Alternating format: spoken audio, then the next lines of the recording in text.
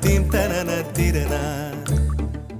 நடந்தால் ஆறு எழுந்தால் அருவி நின்றால் கடலல்லோ, சமைந்தால் குமரி மணந்தால் மனைவி பெற்றால் தாயல்லோ.